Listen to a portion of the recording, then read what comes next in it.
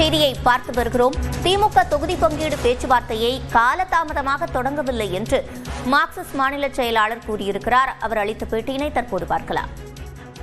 பேச்சுவார்த்தை என்பது சட்டமன்ற கூட்டத்தொடர் முடிந்ததற்கு பிறகு 22ஆம் தேதியிலிருந்து துவங்கும் என்று அறிவிச்சிருக்கிறாங்க.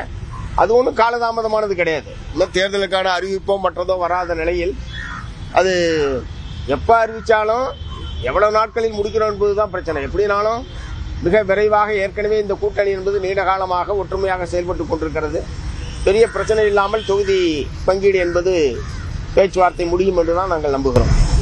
70 நாளா காங்கிரஸ் அறிவியல் அமைச்சு இது வரைக்கும் பேச்சுவார்த்தையே வரல அப்படின்னு டெல்லியில அவரோட வேதனையை பதிவு செஞ்சிருக்காங்க. இது வரைக்கும் ஏன் எங்களை கூப்பிடவே இல்லை, திமுக ஏன் கமிட்டி அமைக்கலன்னு கேள்வி எழுப்பியிருக்காங்க.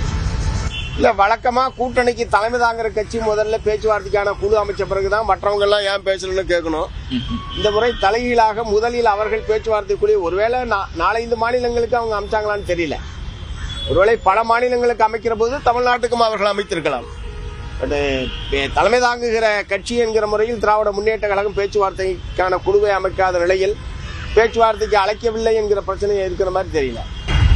திமுக கூட்டணி இருக்க கட்சியில ரொம்ப கடுப்புல இருக்கு. பாமக தலைவர் அன்புமணி பேசியிருக்காரு. இதுக்கு அதிர்ச்சியில இருக்காங்க, செயல்பாடு சரியில்லை அப்படின்னு சொல்லி. டாக்டர் ராமதாஸ் தான் ரொம்ப கடுப்புல இருக்காரு. முதல்ல அவரை சரி பண்ணிட்டோம். நாங்கள்லாம் ஒன்றும் கடுப்புல இல்லை. நாங்கள் ஒன்றும் கடுப்புல எல்லாம் இல்லை. அது முறையான பேச்சுவார்த்தைக்கான குழு அமைத்ததுக்கு பிறகு பேச்சுவார்த்தை குழுவின் முன்னால் எங்களுக்கான தொகுதி எது, எண்ணிக்கை எது என்பதையெல்லாம் முறையாக நாங்கள் அந்த பேச்சுவார்த்தை குழுவோடு பேசுவோம்.